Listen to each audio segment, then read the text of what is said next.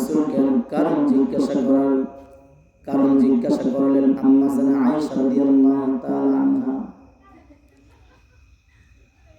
তখন পয়গম্বর আরবি সাল্লাল্লাহু আলাইহি ওয়াসাল্লাম বললেন, ও আয়েশা, তুমি জানো না এই মাসে আল্লাহ তাআলা আজরাইল আলাইহিস সালামের হাতে একখানা লিস্টি ধরিয়ে দেয়।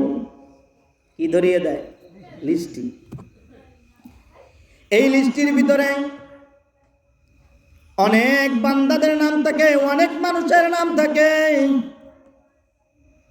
কেন নাম থাকে এই লিস্টিতে জানি?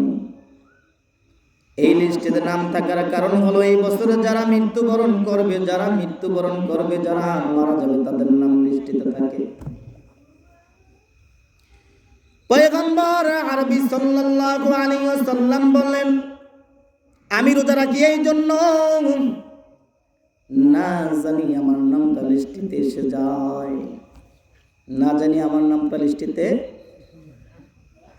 তাহিয়াউনা কামা তামুতুনা ওয়া তামুতুনা কামা তাহিয়াউনা। বান্দা যেইভাবে মারা যাবে সেইভাবে কিয়ামতের ময়দানে উঠবে।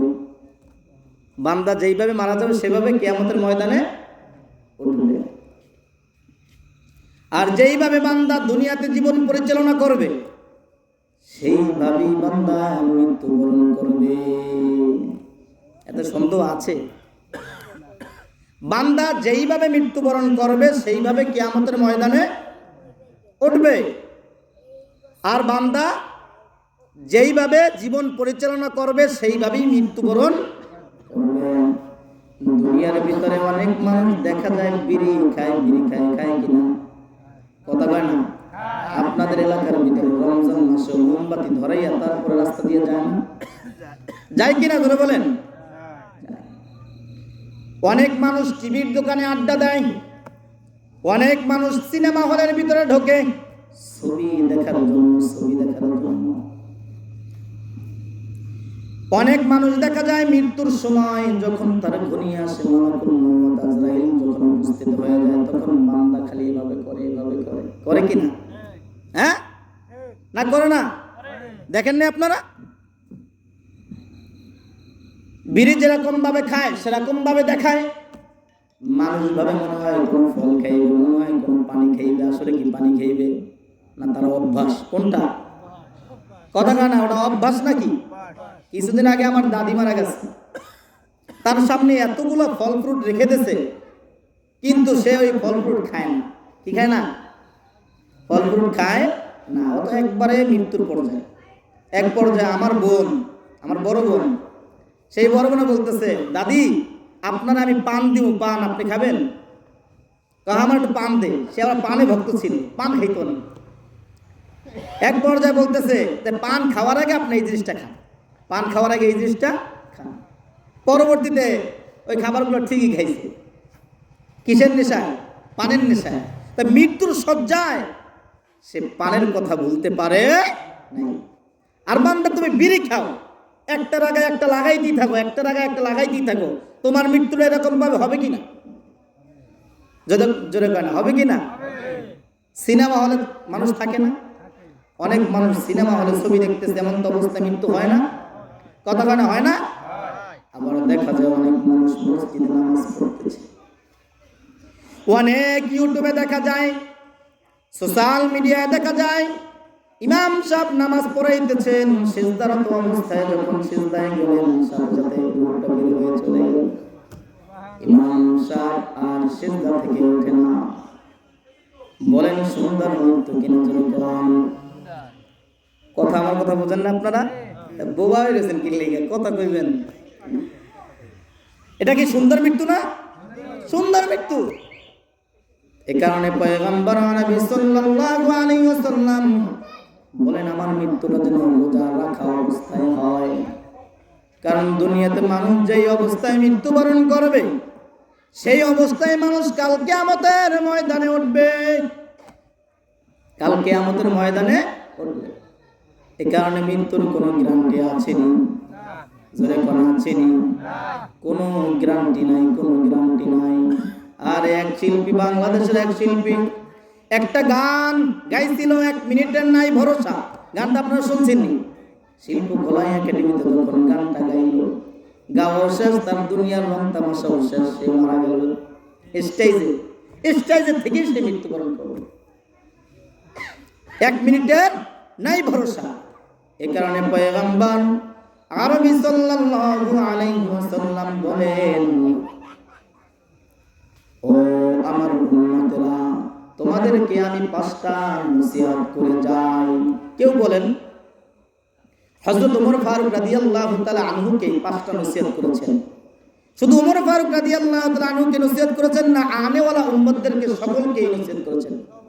জোরে বলেন সবাইকে।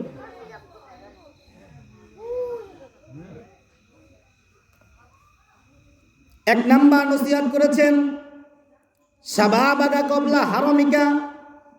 1 নাম্বার বলেছেন বৃদ্ধ হওয়ার আগে তুমি যৌবনকে কদর করো।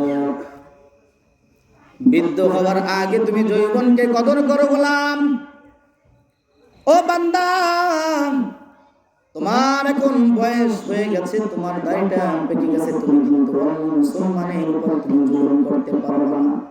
পারবেন? কথা বলা পারবেন? পারবেন না।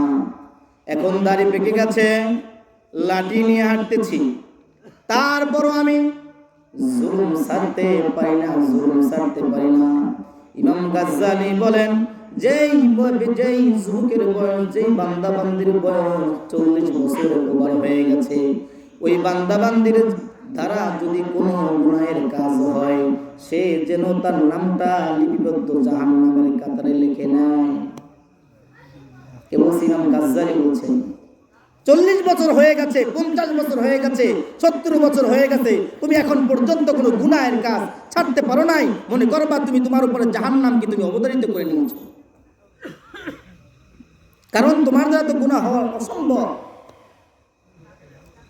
এ কারণে পয়গম্বর আরবি সাল্লাল্লাহু আলাইহি ওয়াসাল্লাম বলেন, শাবাবাকা কবলা হারামিকা, যে বৃদ্ধ হওয়ার আগে যৌবনকে কদর করো। কারণ তোমার যৌবন থাকা অবস্থায়, যুবক থাকা অবস্থায় তুমি রাত্রের বেলা তাহাজ্জুদ নামাজ পড়তে পারবা, মসজিদে নামাজ পড়তে যাইতে পারবা, আল্লাহর রাস্তায় সময় দিতে পারবা। যখন তুমি বৃদ্ধা হয়ে যাইবা, তখন তুমি কিন্তু এইগুলো করতে পারবা না। কারণ কিয়ামতের ময়দানে 5টা প্রশ্নের উত্তর না দেওয়া পর্যন্ত কোনো বান্দা লড়াচড়া করতে পারবে না। তার মধ্যখান থেকে একটা প্রশ্ন হলো, তোমার যৌবনকাল তুমি কোন কাজে ব্যয় করেছো? ওই যুবক, ভাবতেছেন যে দাড়ি বর্তমানে রাখবো কয়েকদিন পরে, এখন পর্যন্ত বিবাহই করলাম না। আপনার মতো অনেক যুবক বর্তমানে কি মারা যায় না? জোরে বলেন। অ্যাক্সিডেন্ট করে কিনা? জোরে বলেন। আপনি কি ভাবেন আপনার নিজেকে? যারা বিবাহ শাদী এখন পর্যন্ত করি নাই, আপনার জীবন থেকে যদি রুহটা বের হয়ে যায়, আপনার এই জীবনের কোনো মূল্য নাই। আপনার দেহ থেকে যদি রুহটা বের হয়ে যায়, এই দেহের কোনো মূল্য নাই। আর বিদ্যা চাচারা কি ভাবে? আমাদের সমাজে এমনও বিদ্যা চাচা আছে যারা চায়ের দোকানে গিয়ে টিভি দেখে কিনা যৌবনকালে যা করছে তো করছি, এখনো জুলুম করতে পারবে না, কিন্তু জুলুমের হাত বাড়াইয়া দেয়। জুলুম কয়েক প্রকার আছে, মানুষ কথার দ্বারাও জুলুম করে কি নজরে কম। হ্যাঁ, এলাকার যত দেখা যায় ভালো মানুষগুলা চলাফেরা করতেছে, একবারে বিদ্যা কাজ নাই কোনো, বিড়ি টানবে, চায়ের দোকানে বসে আড্ডা মারবে, আর বলবে যে হ্যাঁ অমুক জনের গিবাত করবে, আর কথার দ্বারা আঘাত করবে। আর তাদের কাজ কি জানেন? যদি মসজিদে বসে যদি কোনো